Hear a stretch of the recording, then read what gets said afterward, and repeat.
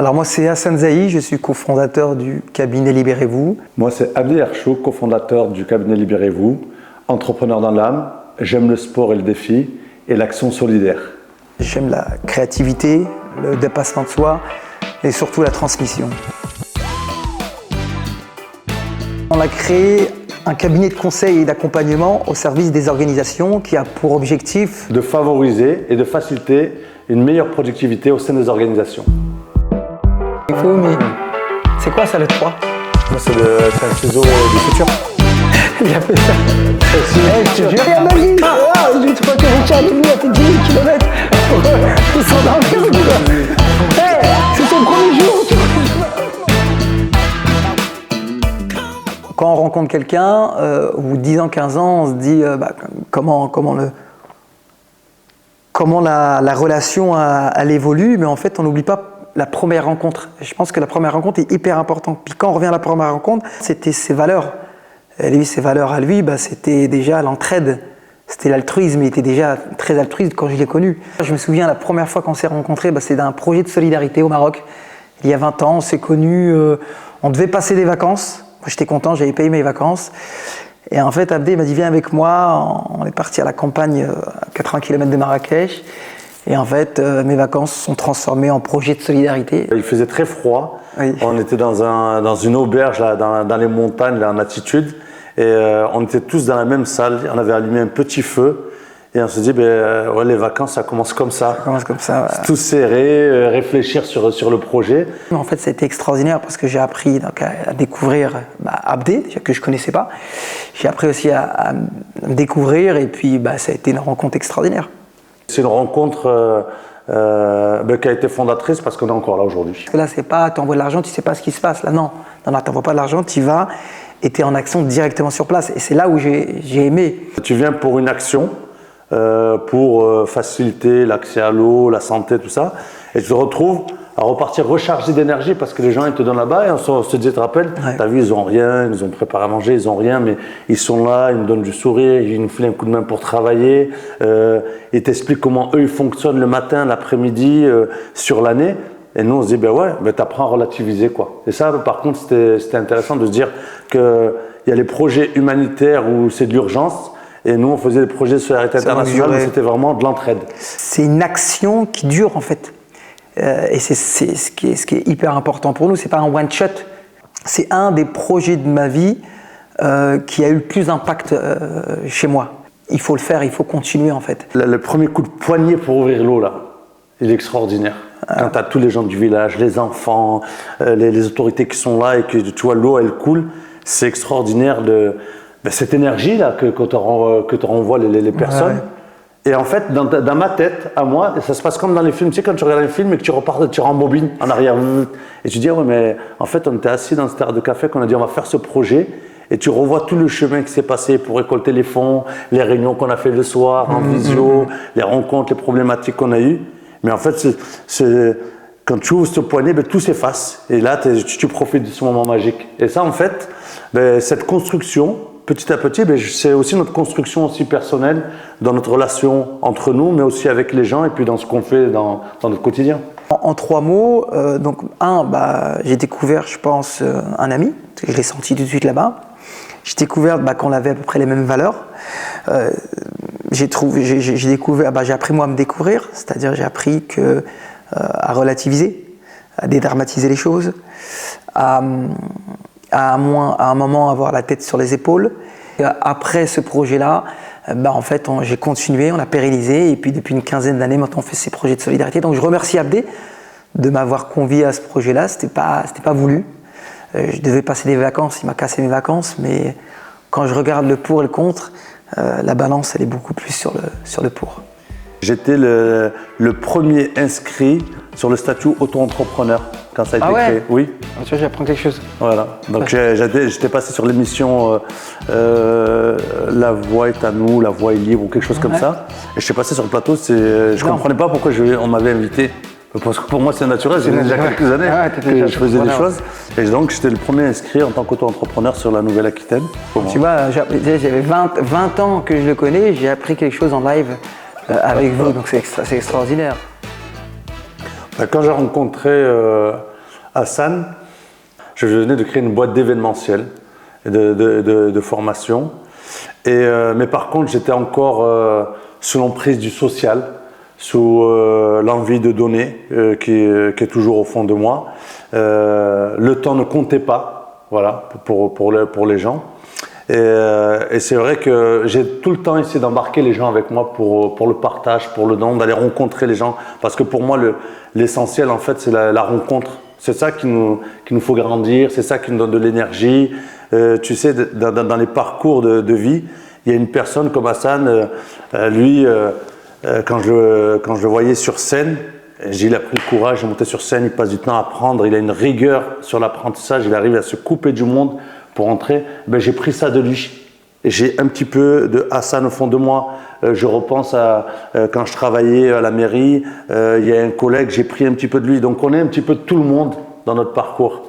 Donc à cette période-là, Hassan, il a découvert, et puis moi aussi j'ai découvert aussi notre façon de travailler, mais pas que, une détermination, parce qu'il va jusqu'au bout du projet quand il a un objectif.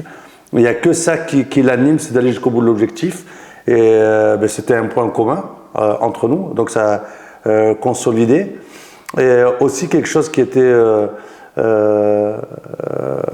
grandiose qu'il a au fond de lui jusqu'à aujourd'hui, c'est que c'est quelqu'un qui donne son comté aussi. Il est très généreux, et il est très généreux aussi avec les artistes. Quand on est en voyage partout, au Canada, au Maroc, quand rentre un artiste, c'est le premier à donner. Donc moi je donnais dans la solidarité internationale, je donne aussi pour les artistes, et puis maintenant je donne à tout le monde. Voilà, tout simplement. Faut donner. Faut donner. T'as donné. T'as donné.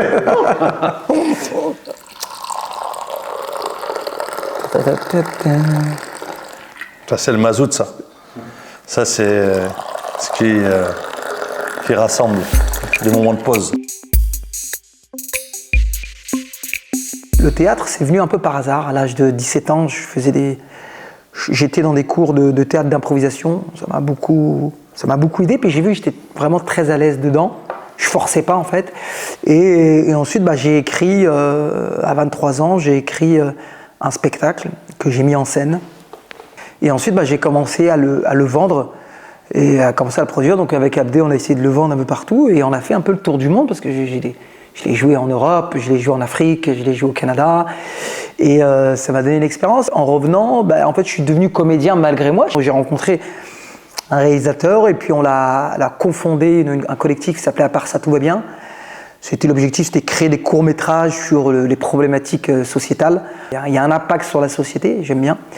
Et je suis devenu intermittent du spectacle et j'ai connu ce régime-là.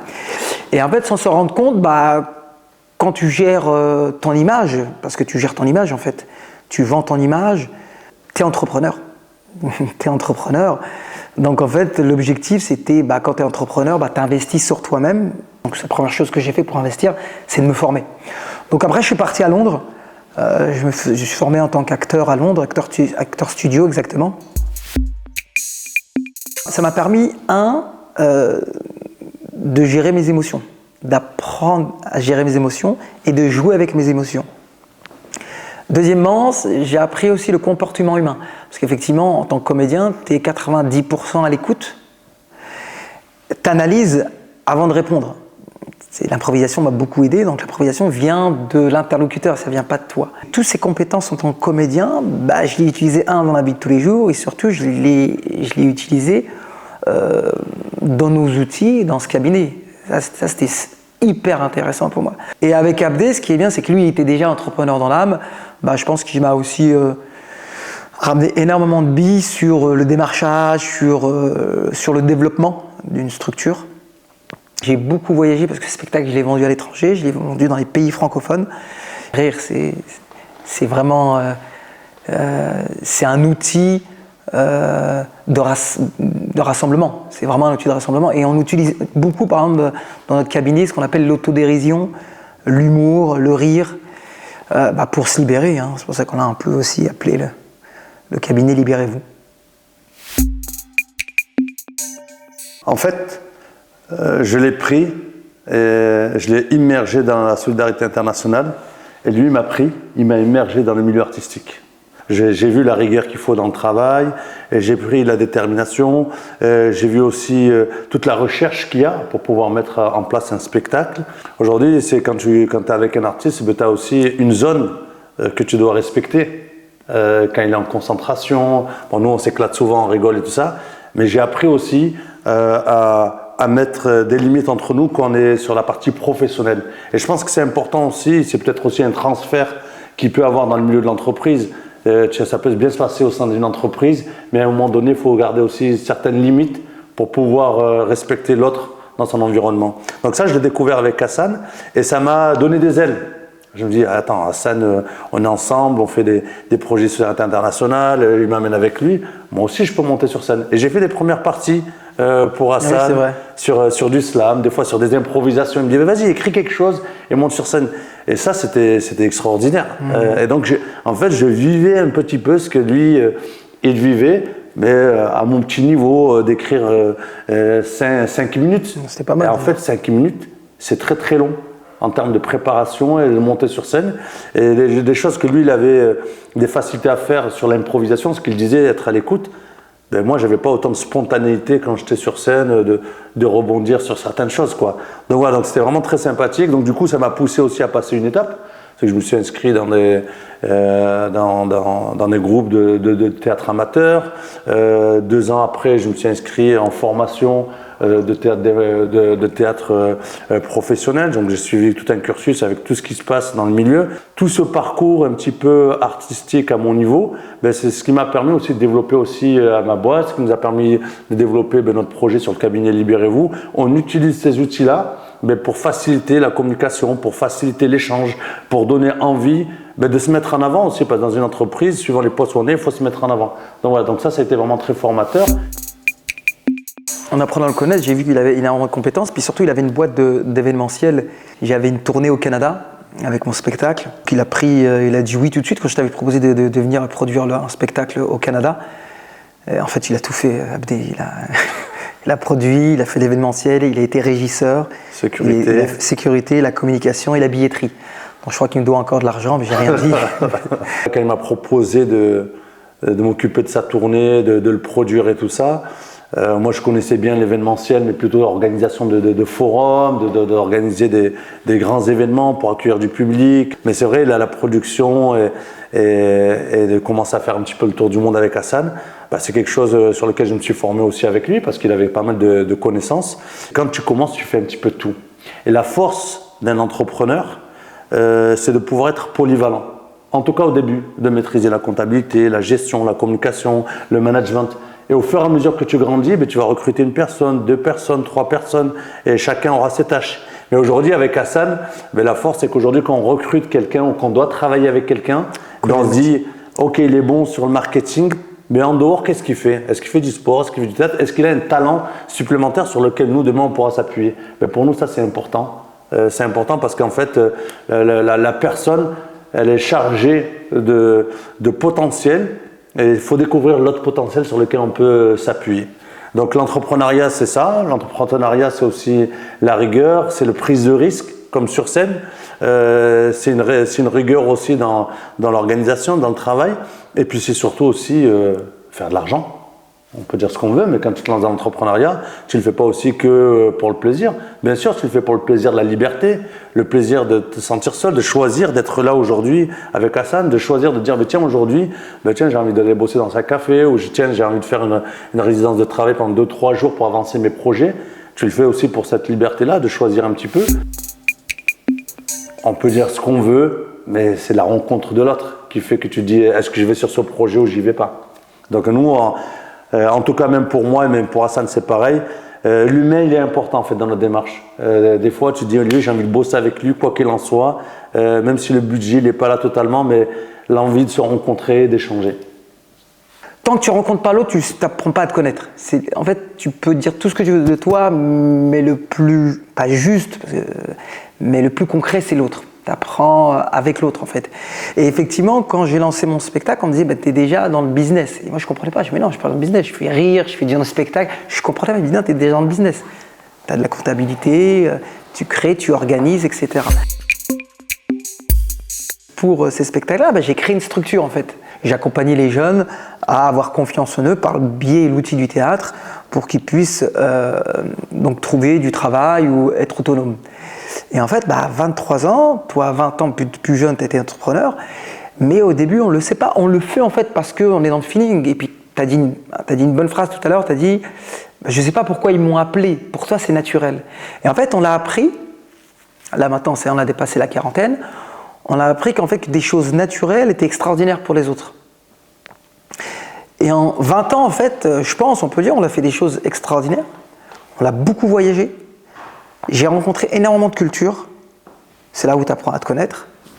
Et c'est là où on s'est dit en fait, c'est le moment de créer quelque chose, quoi. Parce qu'effectivement, tu me poses la question, pourquoi avoir créé Cabinet Levé aujourd'hui, 20 ans après? Mais je pense que c'est un peu projet de la maturité. Hein. On est constamment à investir sur nous, à nous payer des formations, et depuis, ça va faire une quinzaine d'années, depuis la rencontre à Montréal, on se forme. Alors, on se forme à Montréal, au Canada. Alors, ne me demandez pas pourquoi le Canada, c'est un coup de foudre qu'on a eu. Tous les ans, essayer de partir au moins une fois au Canada pour se mettre à jour sur les nouvelles techniques, sur le leadership, sur le management, sur l'artistique aussi.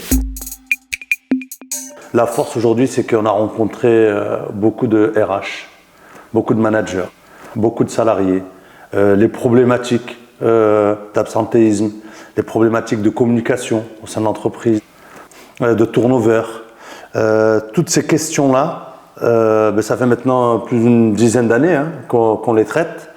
Et en fait, en dehors de traiter ces questions, en tout cas ce qui nous anime nous, c'est de comprendre pourquoi on en arrive là en fait, dans une entreprise. Comprendre qu'est-ce qui fait qu'à un moment donné, quand tu as un salarié qui rentre, il est boosté, il est motivé, et dans 2-3 ans, il attend quand est-ce qu'il débauche. Pas 2-3 ans, ça peut être très rapide. Des fois, c'est 2 mois, rapide. 3 mois. Ouais. Qu'est-ce qui fait que demain, tu as une personne qui rentre dans ton entreprise, un manager, et qu'au bout de 6, 8 mois, 9 mois, il baisse les bras. Qu'est-ce qui fait que demain, la culture d'entreprise, elle change, mais elle ne change pas parce qu'elle a envie de changer, elle change parce que tu passes de 12 à 80 salariés. Comment tu accompagnes cette entreprise? En fait, je pense que ce travail, et pourquoi tu as dit le projet de la maturité, si on n'avait pas vécu toutes ces expériences, on serait pas là. Avec toutes ces entreprises, ces associations, ces institutions, les collectivités, on n'aurait pas pu aujourd'hui créer Cabinet Libérez-vous. En fait, c'est ça qui nous a donné l'envie, c'est parce que les gens que nous avons rencontrés nous ont dit qu'il y avait un vrai sujet et on a cette analyse-là et cette expérience sur laquelle on peut travailler, partager. Nous, le slogan, on l'a écrit, c'est « écouter pour mieux coacher ». On ne fait pas d'accompagnement ou de formation juste pour faire de la formation. Nous, notre objectif, c'est la réussite à un objectif bien précis. Donc le besoin de l'organisation, il est primordial. Donc on passe sur énormément d'outils avant de lui proposer cet accompagnement. Et aujourd'hui, un accompagnement ne se fait pas en one shot. On ne peut pas accompagner une personne en un rendez-vous ou deux rendez-vous. Pourquoi je vous dis ça? C'est que pour nous, l'accompagnement doit être obligatoire. On doit tous être accompagnés. N'importe quel domaine, on doit avoir ce qu'on appelle un mentor, un coach, un accompagnateur, un facilitateur, vous vous appelez comme vous voulez. Mais je pense que c'est important. Pourquoi? Parce que nous-mêmes, on se fait accompagner depuis une quinzaine d'années. Qu'on remercie, on peut le remercier. On peut le remercier en direct. Gilles Barbeau. Merci Gilles. Merci Gilles. Voilà, donc, c'est une partie de toi qui est ici, Gilles. C'est notre mentor, c'est lui qui nous a donné les ailes, ses réflexions, chaque passage, chaque palier, comme dans la plongée. Chaque palier, il a fallu se poser un petit peu avant de remonter pour pas faire exploser la capsule. Merci Gilles. Et comme il dit Hassan, le mentor, c'est quelque chose de puissant. C'est important. Ça donne vraiment une réflexion, une analyse pour pouvoir avancer concrètement. Et puis c'est pas que pour avancer, mais c'est l'éclat de rire. Non, mais il y a tout, Le sport, manger ensemble, vivre quelque chose. En fait, quand tu es dans une organisation, tu as une vie quand même à côté. Nous, on ne sépare pas la vie que tu as à côté avec l'entreprise. Et en fait, donner donner de l'humain au sein de l'entreprise et de mieux comprendre la personne, comment elle vit déjà à l'extérieur avant qu'elle arrive. Et ça, je l'ai appris avec Hassan dans le théâtre. Il me disait, quand tu joues le personnage, excuse-moi, je suis obligé de me lever, mais il me disait, quand tu joues le personnage, tu joues le vieux. Il me dit, tu joues pas le vieux quand tu es sur scène. Il me dit, c'est quand tu es à l'extérieur de la scène, tu es déjà en mode vieux, tu es prêt, après quand tu rentres.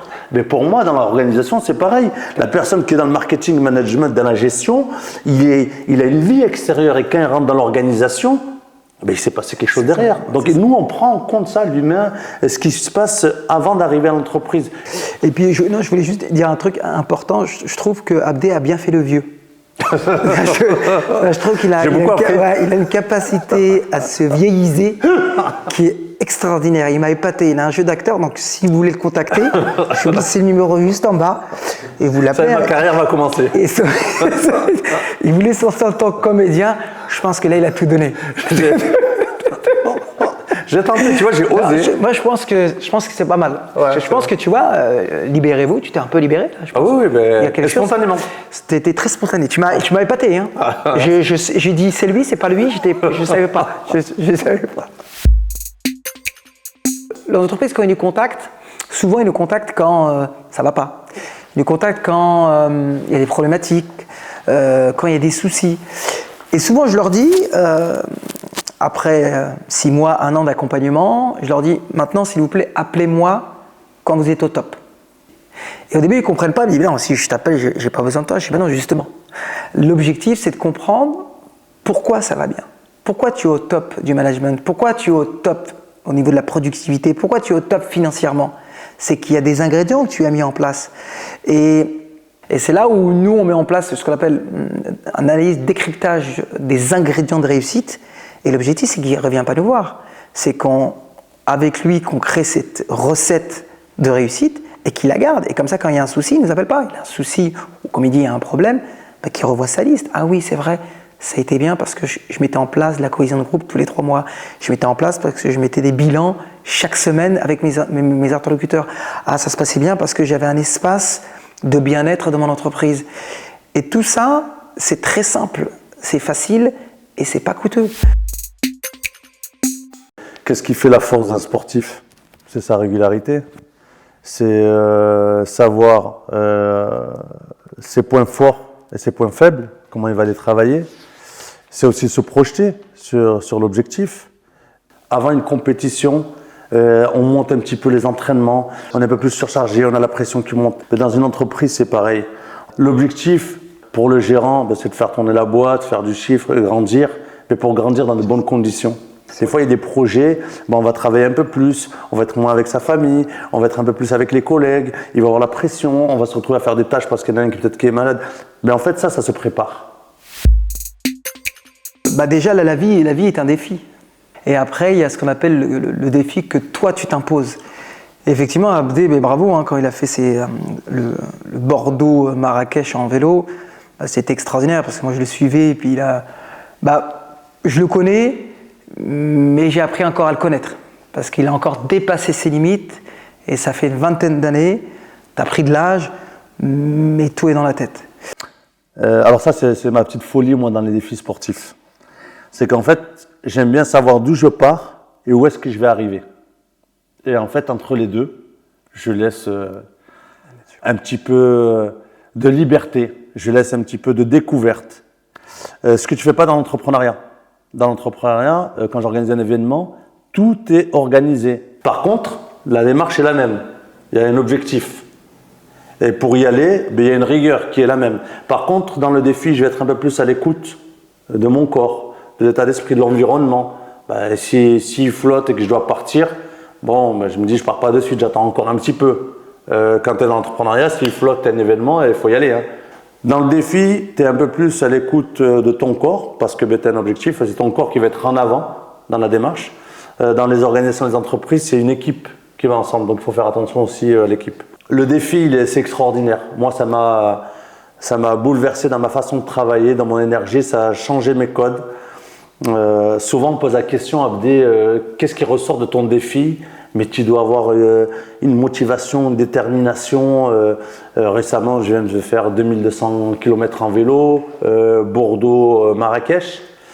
Et je leur dis non, c'est pas la détermination ni la motivation, c'est la patience. Et je pense que la patience, c'est la clé de la réussite pour nos organisations, pour nos entreprises, pour les défis, dans le milieu artistique. Pardon ? Puis l'amitié aussi. L'amitié aussi. Pourquoi la patience ? Parce qu'avec la patience, on peut tous venir sur le même défi. J'ai mis 24 jours, lui va peut-être mettre 18 jours. Ton ami va mettre peut-être 30 jours. Chacun a son propre potentiel. Dans le cabinet Libérez-vous, c'est ce qu'on prend en compte dans les entreprises, c'est le potentiel de chacun. Dans le défi, il y a quelque chose aussi qui est fort et puissant, c'est que tu n'es plus le même. Je dis souvent que quand tu fais un défi, tu passes la porte de non-retour de ton exploit personnel. Et cette porte-là de non-retour, c'est celle qui va te donner la force et l'énergie d'aller beaucoup plus loin. Tu roules, tu crèves. Qu'est-ce que tu en fais? Comment tu le vis? C'est quand il m'arrive une douille, comme je dis, c'est que je m'arrête, je me dis voilà, c'est génial, j'ai crevé, le porte-bagages l'a cassé, c'est extraordinaire, je vais avoir 1h30 pour réparer. Donc je vais réparer tranquillement, mais je vais avoir le temps de boire, j'ai le temps de manger, j'ai le temps de souffler, de profiter aussi un petit peu de l'environnement et de remonter tout ça, d'organiser, de repartir avec un peu plus de force. Ça, je l'utilise dans le milieu de l'entreprise. Je me dis, aujourd'hui, voilà, on a une douille dans l'entreprise, ok, c'est le moment de se poser, enlever le porte-bagages, enlever les affaires, voilà, il y a un problème de marketing, de communication, on met à plat, on essaie de voir comment on peut faire. Qu'est-ce qu'on peut faire aujourd'hui pour repartir rapidement? Dans les organisations, c'est la même chose. Il faut avoir une vraie méthode, une vraie stratégie dans les moments d'urgence. Et il y a les moments de plaisir. J'ai choisi de faire le défi, j'ai choisi de souffrir, j'ai pas choisi de crever, j'ai pas choisi les intempéries, j'ai pas choisi de tomber en rade ici, mais par contre, je l'accepte. J'accepte. Et je pense que dans les organisations, c'est ça aussi, c'est qu'à un moment donné, il faut accepter ce qui arrive pour pouvoir passer les caps. Tu vois, je t'ai fait une plante de coupe là.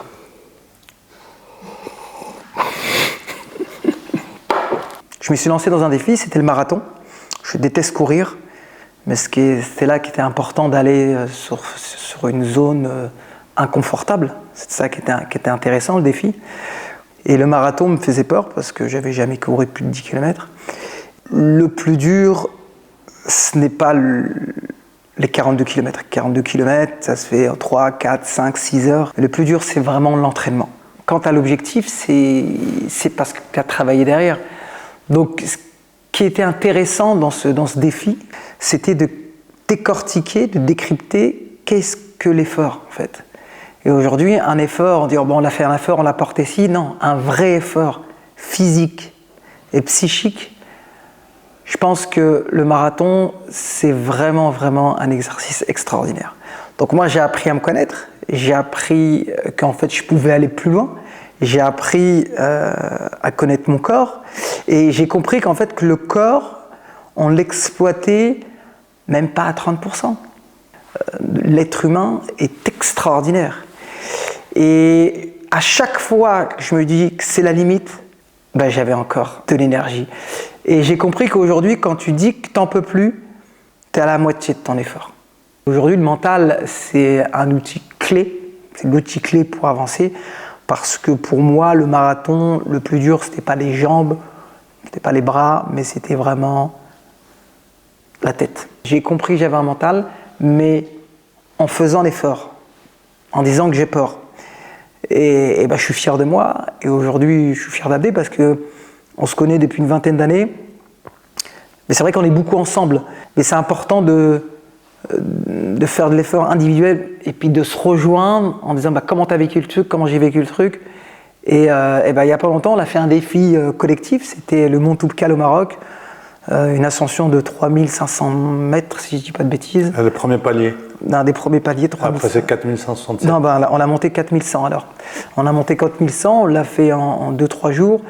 C'était extraordinaire parce que tout ce qu'on a appris sur le goût de l'effort, on l'a mis dans cette ascension qui a été extraordinaire, qui a été super. Il faut se lancer des défis pour apprendre à se connaître et puis surtout relativiser des choses et comprendre l'autre. Ce qui est important aussi de se lancer des défis, de faire ses propres défis, c'est que tu places le curseur de ta vie, de ton effort, de ton objectif à un endroit précis. Et tu sais que tu vas pouvoir le déplacer peut-être dans 6 mois, 8 mois, 1 mois, mais tu sais où tu en es, tu connais ta limite pour la résilience, tu sais l'effort qu'il faut pour produire et pour arriver à l'objectif.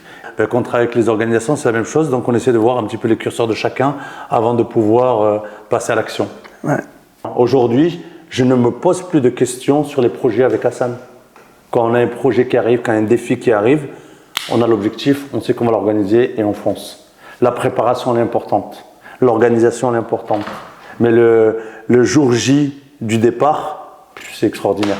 Quand tu mets le premier coup de pédale, mais vraiment, quand tu pars et tu dis, mais là, je ne sais pas où je vais, c'est extraordinaire.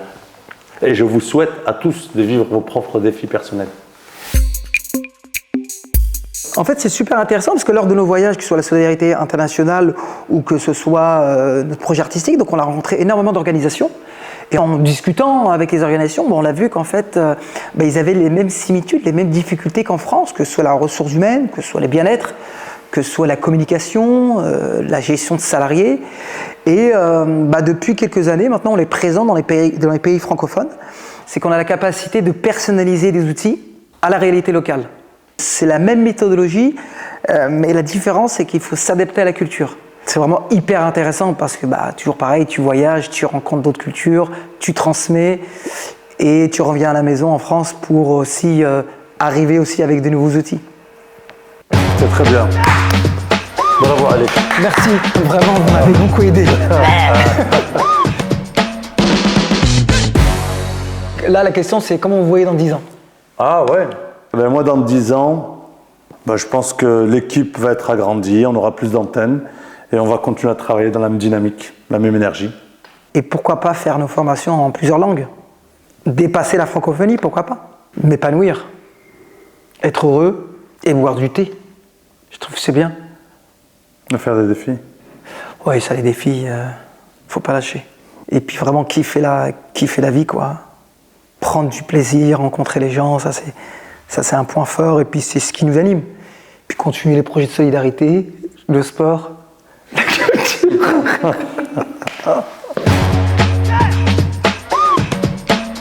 Au-delà de ça, on prend vraiment un vrai plaisir à accompagner ces entreprises.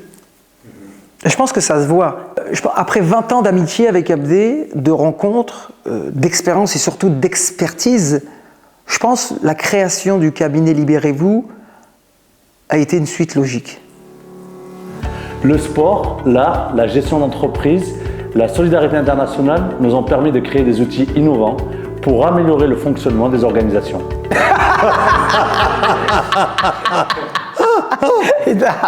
Non, notre histoire, tu te rappelles, c'est nous. Avec 3 post-it, on a fait une formation de 2 jours. C'est vrai. Un conseil aux entreprises, j'allais dire, écoutez pour mieux coacher. C'est pas mal. Écoutez vos équipes, tout simplement. Moi, le conseil que je pourrais donner, c'est concentrez-vous sur l'humain après les chiffres. Merci. Merci d'être venu. Merci d'être là. C'est fin de tournage, là.